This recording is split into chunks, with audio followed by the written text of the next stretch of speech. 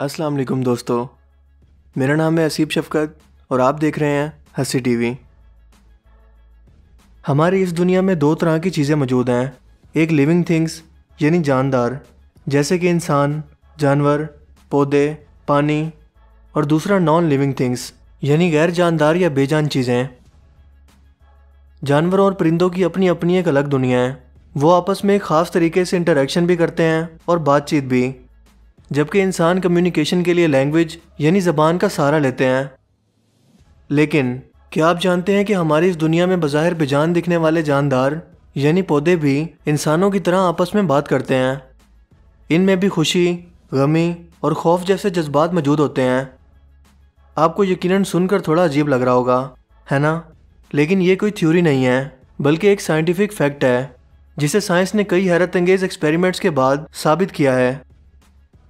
लेकिन पौधों के बात करने का अंदाज इंसानों जैसा तो बिल्कुल नहीं होता। एक मशहूर इकोलॉजिस्ट स्वीजन सिमर्थ ने अपने डॉक्टरेट के थीसिस की रिसर्च के दौरान इसका इंकशाफ किया, जिसके बाद बहुत बार कई बड़े बड़े फॉरेस्ट एक्सपेरिमेंट किए गए और पता चला कि जंगल के पेड़ पौधों में एक बहुत ही खास तरीके से बातचीत करने की सलाहियत मौजूद होती है। यानी वो आपस में बातचीत करते रहते हैं। जब भी आप किसी जंगल से गुजरें तो आपके पाँव के नीचे फैली हुई दरख्तों की लंबी लंबी जड़ें आपस में बातचीत कर रही होती हैं, लेकिन हम इंसान इसे नहीं सुन पाते, क्योंकि ये कोई लैंग्वेज या ज़बान नहीं होती, बल्कि पौधे अपनी जड़ों से एक दूसरे को इलेक्ट्रिकल इम्पल्स यानी इलेक्ट्रिकल सिग्नल्स पैगाम की सूरत में भेजते हैं। हर पौधे की जड़ ज़मीन में बहुत लंबे एरिया तक फैली होती है, कम से कम इतना जितनी इसकी हाइट हो। जैसे जैसे पौधे बड़े होते हैं वैसे वैसे इनकी जड़ें साथ वाले पौधों के साथ कनेक्ट होती जाती हैं, जिससे ये आपस में अपनी तमाम ज़रूरियात मसलन पानी, खुराक और फीलिंग्स तक शेयर कर सकते हैं।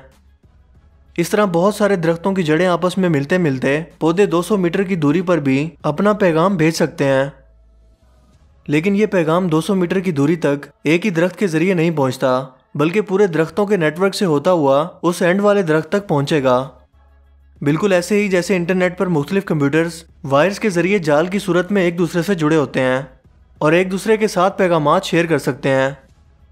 दरख्त भी बिल्कुल ऐसा ही करते हैं। यानी यूं कहें कि पूरा जंगल आपस में एक दूसरे से जुड़ा हुआ है। लेकिन आप भी सोच रहे होंगे कि पौधे आपस में आखिर क्या बातें करते हैं, क्योंकि उन्हें ना तो कपड़ों की टेंशन होती है और ना ही मेकअप की। साइंटिस्ट का कहना है कि पौधों की आपस में ज़्यादातर बातें सर्वाइवल यानी जिंदा रहने से मुतल्लिक होती हैं।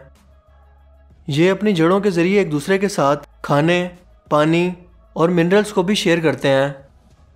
यानी तमाम दरख्त एक दूसरे की मदद करते हैं। बूढ़े दरख्त छोटे दरख्तों को जो अभी अभी पैदा हुए हैं इन्हें खाना, पानी और मिनरल्स ज़रूरत पड़ने पर फराहम करते रहते हैं। अगर किसी दरख्त तक सूरज की रोशनी, जो फोटोसिंथेसिस के अमल के लिए पौधों की अहम तरीन ज़रूरत है, इन तक ना पहुंचे तो बाकी जंगल के पौधे अपनी डालियों और टहनियों को इस तरह से एडजस्ट करते हैं कि उस तक भी ये रोशनी पहुंच जाए। पौधों के अंदर याददाश्त भी मौजूद होती है, वरना इन्हें कौन बताता है कि कब बहार का मौसम है और इन्हें पत्तों को उगाना है और अब खज़ां का, जिसमें उन्हें अपने पत्तों को झाड़ना है। ये सब वो तभी कर सकते हैं जब इनमें कोई मेमोरी मौजूद हो। इन्हें सूरज के डूबने और तुलू होने की टाइमिंग का भी अच्छी तरह से अंदाज़ा होता है, जिसे वो दूसरे पौधों के साथ भी शेयर करते हैं।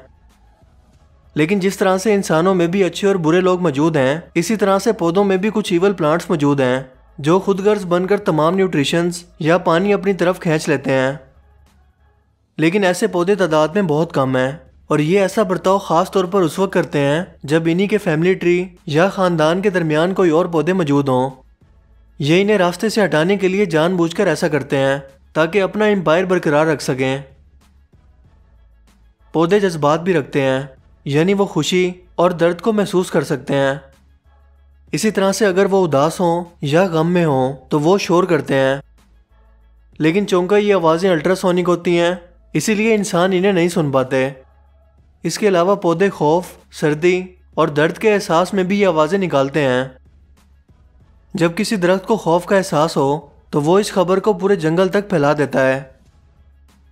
जवान दरख्त बूढ़े दरख्तों की जगह लेने के लिए इनके हटने का इंतज़ार करते हैं ताकि रोशनी और पानी वाली जगह पर खुद को फैला सकें। ये सब कुछ बहुत ज़्यादा स्लो मोशन में होता है, जिसे इंसान सालों में जाकर महसूस करते हैं। फ्रांस की जनोबल यूनिवर्सिटी के फिजिसिस्ट अलेक्जेंडर पोनोमार्किनो ने पौधों के जज्बात को समझने के लिए इन पर तहकीक की तो पता चला कि वो एक स्ट्रॉ की तरह अपने अंदर ट्यूब्स के जरिए पानी को खींचकर पहुंचाते हैं। इन खास ट्यूब्स को एक्सिलियम कहते हैं। जब किसी दरख्त को पानी की कमी हो तो वो पानी को हासिल करने के लिए इन ट्यूब्स पर प्रेशर को बढ़ा देता है, जिससे बाज़-औक़ात ये ट्यूब्स तबाह हो जाती हैं और पौधे सूखना शुरू कर देते हैं। इसी प्रेशर की वजह से इसकी जड़ों के अंदर बुलबुले पैदा होना शुरू होते हैं। माइक्रोफोन की मदद से इन आवाज़ों को सुना जा सकता है, जो दरअसल पौधों के चीखने की आवाज़ होती है। एक जर्मन फॉरेस्ट रेंजर पीटर वुलीबैन ने इस मौजू पर एक मुकम्मल किताब लिखी है जिसका नाम है the hidden life of trees, जिसमें पौधों के बर्ताव को मुकम्मल तौर पर समझने के लिए बहुत अहम मालूमात दर्ज हैं। दोस्तों, इस दुनिया में कई तरह की मखलूक़ात मौजूद हैं जिनकी अपनी अपनी एक अलग दुनिया है। इनके मेल जोल और बात करने के तरीके भी अलग हैं। दरख्त भी जानदार हैं और समाजी तौर पर आपस में जुड़े हुए हैं। ये एक हकीकत है जिसका सबूत आज ना सिर्फ साइंस दे रही है बल्कि कई इस्लामी वाक़यात भी इसके गवाह हैं। दरख्त ना सिर्फ नबी आखिरुज़्ज़मां हज़रत मोहम्मद सल्लल्लाहु अलैहि वसल्लम की नबूवत की शहादत देते हुए कलमा पढ़ने लगे बल्कि चलकर आपके पास भी आए।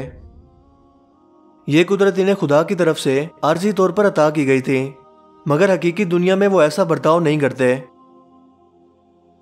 जर्मन साइंटिस्ट दरख्तों की माहौल के हिसाब से निकलने वाली आवाज़ों को ट्रांसलेट करने के लिए एक डिवाइस बनाने पर काम कर रहे हैं, जिससे इंसान को अंदाज़ा हो पाएगा कि दरख्त इस वक्त क्या महसूस कर रहे हैं, इनके जज्बात क्या हैं या फिर वो क्या कहना चाहते हैं।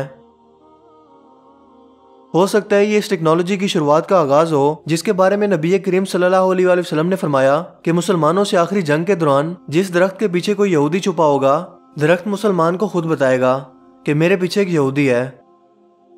लेकिन सिर्फ गरकत का दरख्त ऐसा नहीं करेगा, क्योंकि वो यहूदियों का दरख्त है, जिससे जाहिर हुआ कि दरख्तों के भी जज्बात, एहसास और अपनी मखसूस ज़बान हुआ करती है।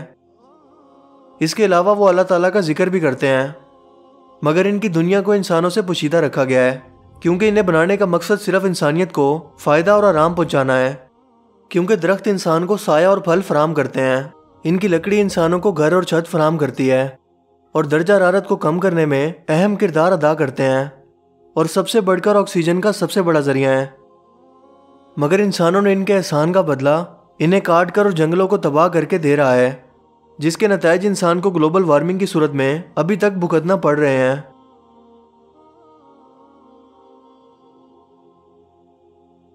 पौधों की तरह पानी भी एक जानदार है जिसका कोई चेहरा, नाक, कान या कोई सूरत नहीं है, लेकिन फिर भी इसके अंदर कॉन्शियसनेस यानी याददाश्त मौजूद है, जिसका सबूत जापान के गैर मुस्लिम ऑर्थर मसारो इमोटो ने एक हैरत अंगेज तजर्बे के बाद दिया।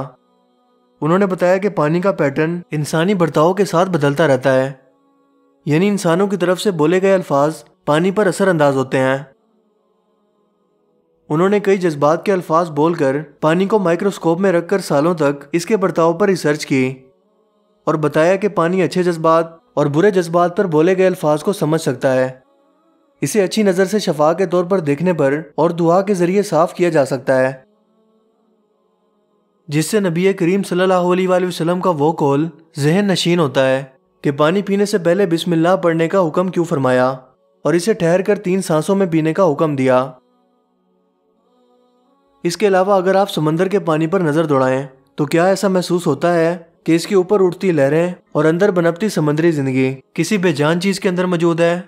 बिल्कुल नहीं, जिसका इकरार आज गैर मुस्लिम साइंसदान वक्त के साथ साथ कर रहे हैं। इसीलिए तो कुरान ने इसके मुतालिक फरमाया कि अल्लाह ताला ने हर जिंदा चीज़ को पानी से पैदा फरमाया